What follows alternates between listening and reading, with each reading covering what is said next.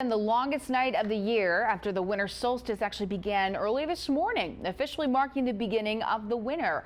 But just because it's officially winter doesn't mean it's going to feel like it, right? We all have kind of gotten used to these milder temperatures for December. It sounds like it's going to get back to those warmer temperatures we saw a lot last week as well, Robert. That is correct. It will get warmer, and for everybody that is wondering, tomorrow we start to gain daylight. Now, temper your expectations. In Fayetteville, we will gain 2 seconds of daylight tomorrow, and in Fort Smith, we will gain 1 second. So you can scratch that off on your bingo card if you were playing daylight saving bingo there.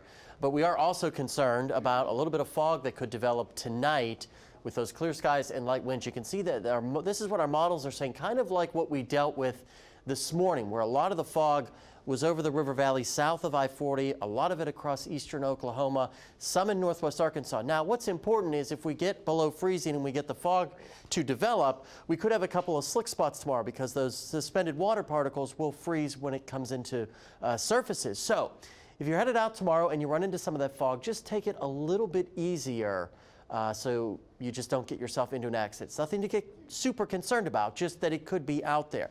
Quiet no matter where you look out there. We're mostly in the upper 40s across northwest Arkansas and the River Valley. Cooler at Drake Field, you're at 41, but 10 degrees warmer at Holiday Island as well as Winslow, 46 right now in St. Paul. We'll slide you into the River Valley, upper 40s. And if we take you stateside, just about everybody, upper 40s and lower 50s. Capital City at 50, Pine Bluff at 51, Memphis checking in at 47.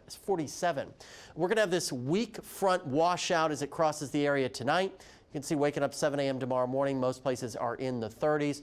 We'll rebound tomorrow back up into the mid 50s or so. Lots of clear skies, lots of sunshine tomorrow once any of that fog dissipates, and then a few clouds waking up Thursday morning. If you have travel plans heading out of town, this is where you can expect delays tomorrow, way up in New England, mostly across Maine where they're expecting quite a bit of snow. The Intermountain West and the West Coast all the way down to right before you get to Los Angeles. And on Thursday, that kind of shifts a little bit further east. So we're talking about Utah and Colorado, southern Wyoming, some of the more tricky travel spots. Lows tonight, mostly in the 20s and 30s. We will rebound tomorrow back up into the mid-50s on average. Now, looking at that 7-day forecast, really temperatures warming up as we go through the rest of the week. You can see, look at those numbers. Christmas Eve and Christmas Day, upper 60s. It will be very, very warm out there. Even getting into next week, it will stay warm. Same thing in the River Valley.